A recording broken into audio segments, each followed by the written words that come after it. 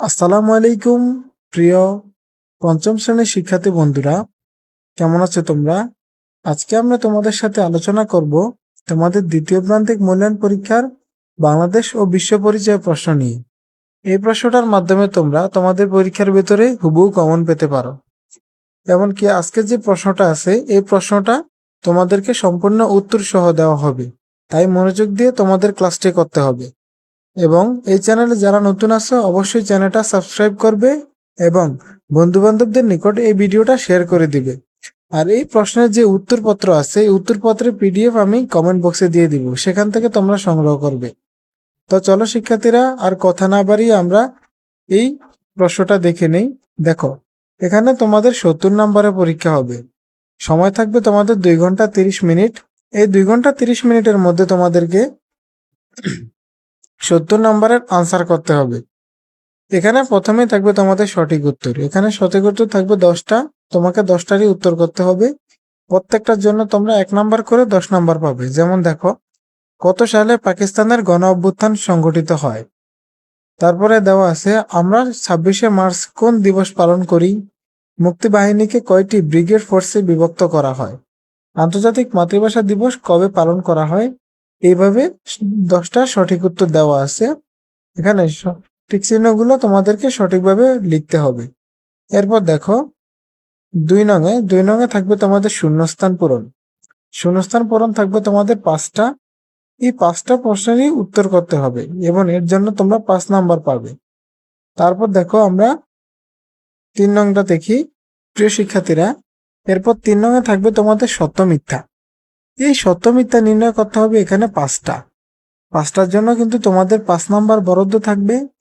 এই 5 নাম্বার তোমাদেরকে দেওয়া হবে 5টা সত্য মিথ্যা নির্ণয়ের ক্ষেত্রে, অর্থাৎ যেগুলো সত্য সত্য হলে সত্য লিখবে আর মিথ্যা হলে মিথ্যা লিখবে। তবে মিথ্যা হলে কিন্তু সঠিক উত্তরটা লিখতে হবে। এরপর দেখো 4 নং। 4 নঙে থাকবে বাম পাশ এবং ডান পাশ। এই বাম পাশ এবং ডান পাশ গুলো তোমাদেরকে খুব ভালোভাবে পড়ে নিতে হবে। দেখো, মুজিবনগর সরকার গঠন করা হয় কখন? 1971 সালের 10ই এপ্রিল। পানামনগর কোথায়? পানামনগর মেঘনা নদীর তীরে অবস্থিত। তারপরে সেচু। সেচু হলো ভুটান। বাংলাদেশ জাতিসংঘের সদস্য হয়, দেখো এইভাবে দেওয়া আছে, মালদ্বীপ। মানে এগুলোর উত্তর কিন্তু আমি দিয়ে রেখেছি, তোমরা অবশ্যই উত্তরগুলো দেখে নেওয়ার চেষ্টা করবে এবং অবশ্যই পড়বে। এগুলো এগুলো হুবহু কমন আসতে পারে। তারপর দেখো 5 নং। 5 নঙে থাকবে সংক্ষিপ্ত প্রশ্নের উত্তর। এখান থেকে সংক্ষিপ্ত প্রশ্নের উত্তর দিতে হবে তোমাদেরকে 5টা। 5টার জন্য কিন্তু 3 নাম্বার করে 15 নাম্বার পাবে।